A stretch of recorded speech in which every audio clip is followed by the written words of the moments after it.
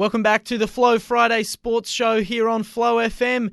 It's time to take a look at Gawler and Districts Softball, and the season finally kicked off on the weekend, and it was a big weekend to kick things off. League President Sarah McMillan is on the line with me to tell us all about it. Sarah, how did everything go on the first weekend under your presidency? Hello, thanks for having me. I think it flowed pretty well. We had some great games out there, so yeah, it was a good weekend. All right, good to hear. Well, let's go through some of those games now. The under-14s have held off. They'll be kicking off this weekend, so we'll go straight on to the under-17s. And the Kangas had a pretty convincing win over the Giants, 18-6, to open their account. Yes, they have a couple of older players, but not too old. That they're growing up quickly, very quickly.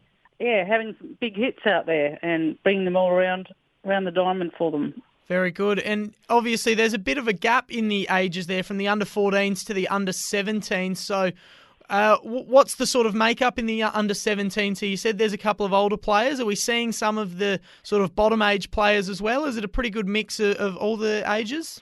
I do believe there is a fairly good mix, but I think Kangas might have a couple of older ones, but the girls seem to mature a little bit faster than the boys.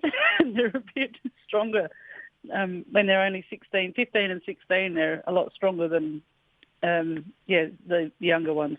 Yes, I can vouch for that. I had arms like Linguini when I was in that sort of under-17 age group, and thankfully I've grown up a little bit since then. But there we go, a good weekend to kick things off in the under-17. So well done to the Kangas. 18 runs on the board is a very good effort. Highest score on the weekend, in fact. Let's get into the Div 2s now, and it was a reversal of results in the Div 2s. It was the Giants beating the Kangas in what looks like it might have been the match of the round for the whole day, 13-12, an absolute thriller in that one. Yes, I would have liked to have seen this game, but my game was at the same time. But yeah, it was a very tight game and competitive, not just catching up each time. It was really watching every play just to get through. All right, so a very, very tight game there. And what was it like? I know you were busy playing. You didn't really get to see much of it, but are we talking a walk-off home run or anything crazy like that to secure the win for the Giants? Each team just brought around a couple of runs in each innings. Just at the last bit, Kangas couldn't quite catch their last innings from Giants. So had some very big hits out there from both sides, which was great to see. The whole day was big on big hitters. It's like the weather was right there for big wins and, holding the ball up and even scooting along the grass. Ground balls were just flying. All right, some strong tailwinds. That's what we like to see out on the softball pitch. Let's get into our next game. It was the Blue Jays beating Two Wells 14-7. A pretty convincing win for the Blue Jays to open their season. Yes, it was. The Blue Jays are the reigning premiers, and Two Wells lost a couple of key players, but I think they're holding right in there. It wasn't a tight game, but I think everybody showed up, and they've all put in a great effort. Well, yeah, not a bad effort by Two Wells, nevertheless. 7 runs on the board is certainly nothing to scoff at, and in some games that'll probably get you pretty close to victory, I'd assume. Yes, quite close. But yeah, it was. Yeah, no one was laying down in the game. It was a great game. Just sort of the end result speaks for itself, really. All right, so a good win by the Blue Jays and a good win by the Giants in the Div 2 to open their seasons. Let's get into the Div 1s now. Now, Sarah, let's start off with your game. Did you get a win on the weekend?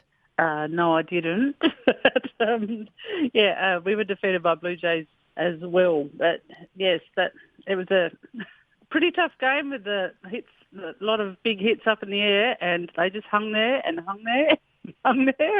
you sort of go where you think they're going to be, and you just miss them because they just hang up in the air for so long. It's also overcast days. It's really hard to judge where they are. Yeah, you've got the wind pushing them around. It is very, very tricky. So the Blue Jays winning that one 12-5. Any standout performers that you think might be posing a bit of a problem to opposition teams this season?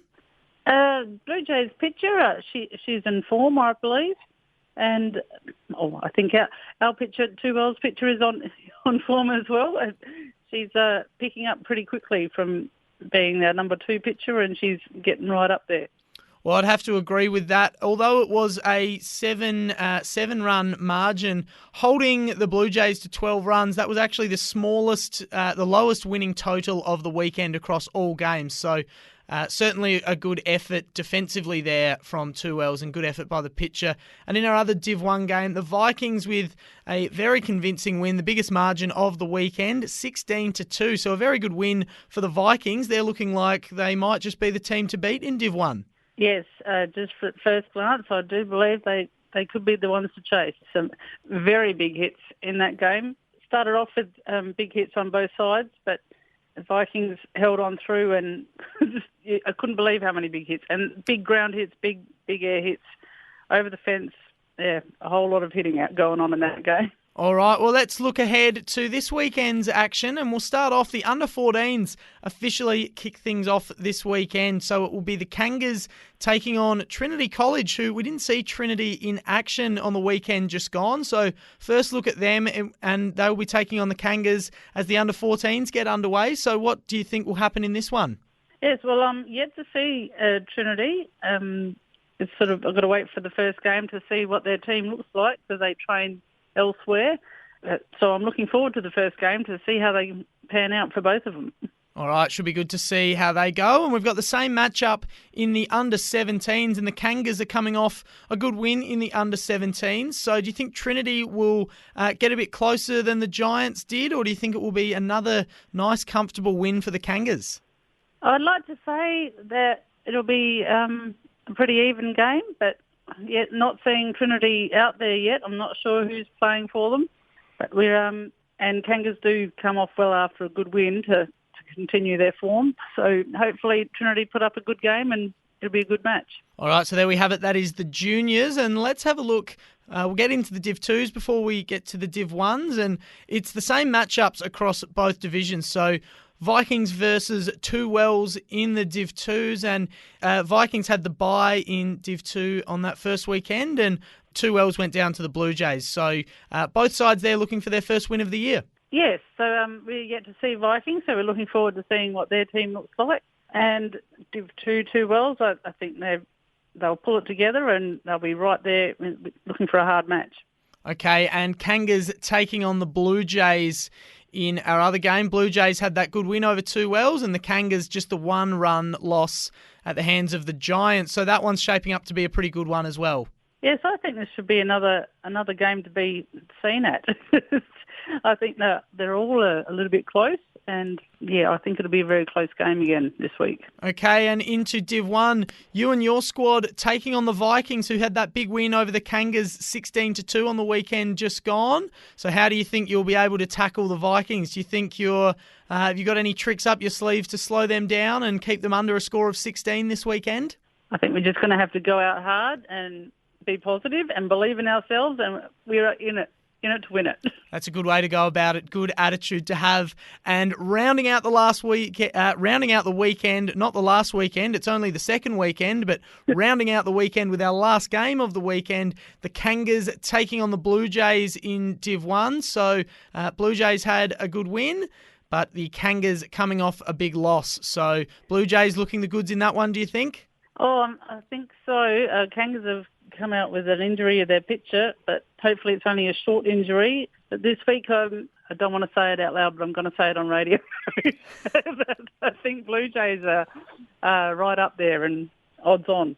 All right, well, there you go. The tip is in for the Blue Jays, so it should be a very good game, that one, and it should be a cracking weekend in Gawler and Districts Softball. Sarah, enjoy all the action this weekend. Thanks for checking in with us again. Looking forward to chatting next week. Thank you very much for having me.